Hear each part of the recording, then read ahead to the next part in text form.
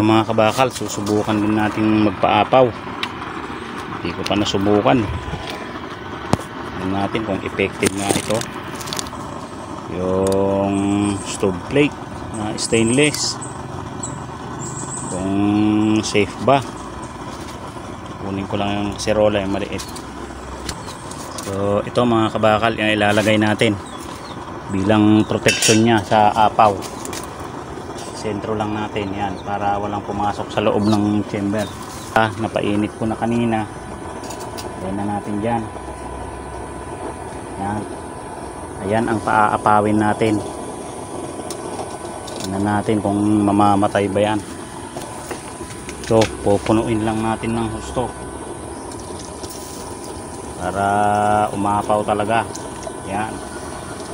Ito nga bang mabisang pang antay-apaw yan, yung stainless plate na yan. Lakasan pa natin para kumulo na.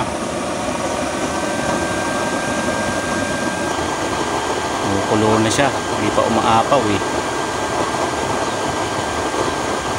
Umaapaw talaga. Yan oh. Ang lakas na ng kulo niya oh. Oh. Hindi naman pala safe eh. Oh. Ano yan, nagliliyab. Pero hindi siya namamatay. Oh. Maliit na kasirola yung nilagay ko eh. Hindi safe. Alanganin.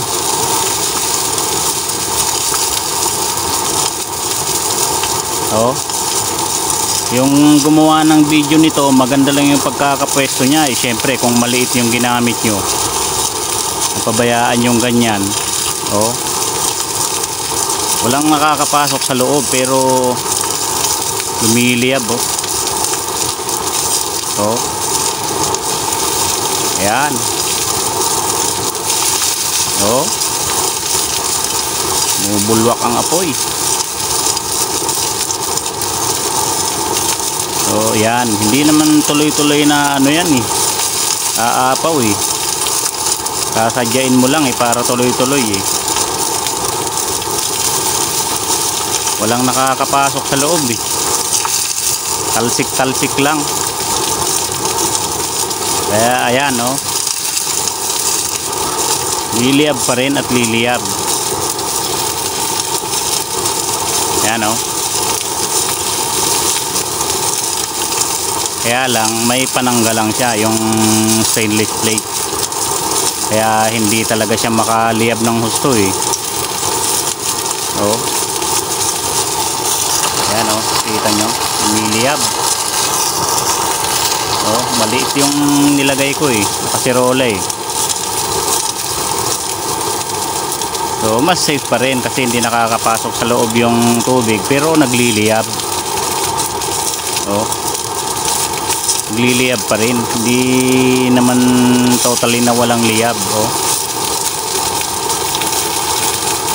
Sa mga baguhan ito patunay na nagliliyab pa rin, kaya lang mas safe nga siya kasi may harang, hindi direktang nakakapasok doon sa loob ng chamber yung tubig.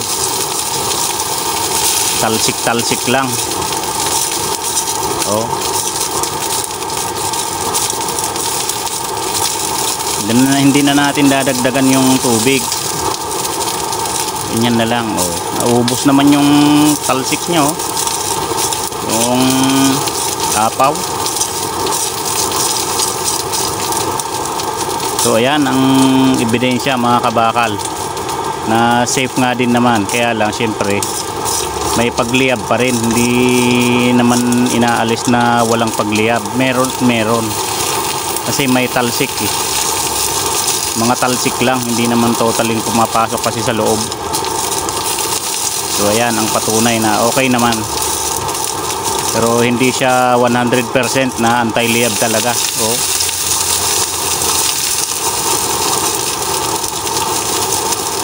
So ayan. Nakita nyo naman mga kabakal, hindi siya talaga yung totally na nagliliyab talaga. So naubos na yung ano niya, apaw niya. So ayan mga kabakal, nakita nyo na ang epekto. Okay naman, kaya lang hindi totally na anti-liab yan. So okay, ang ebidensya, kitang kita. So ayan siya, kulong kulo. Ayan, wala nang maiapaw kasi na ano na. So okay naman.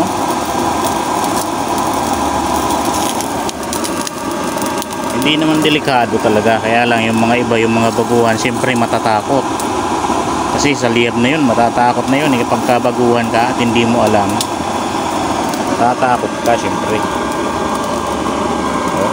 Yung kulo niya,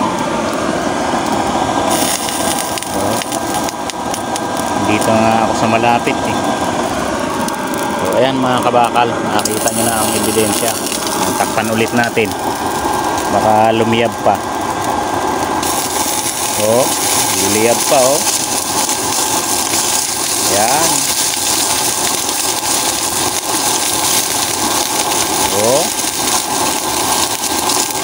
Liliyab talaga Kaya lang hindi naman yung malakas na malakas. Kasi may harang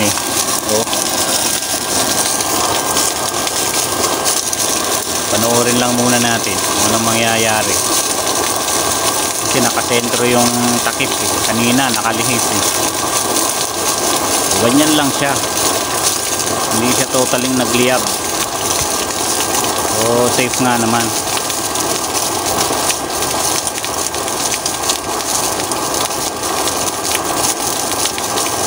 So effective din, kaya lang yun nga, hindi 100% na safe kayo kasi nagliliyab pa rin.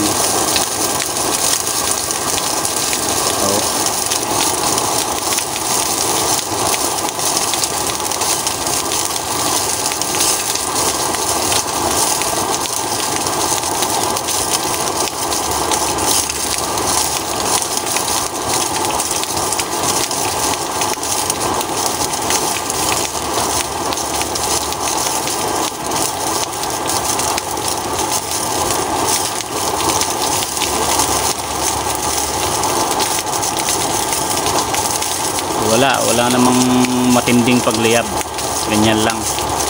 So okay, salamat sa panonood. So ayan siya mga kabakal, wala na siyang maiapaw kasi na reach na niya yung level na hindi na siya aapaw. Pero maraming nabawas na tubig natuyuan na rin yung paligid niya. So check natin mga kabakal kung may tumulo ba sa loob. Yun, wala, hindi naman basa. Walang nakapasok na tubig sa loob na marami. Talsik-talsik lang. Mga wisik-wisik lang. Okay.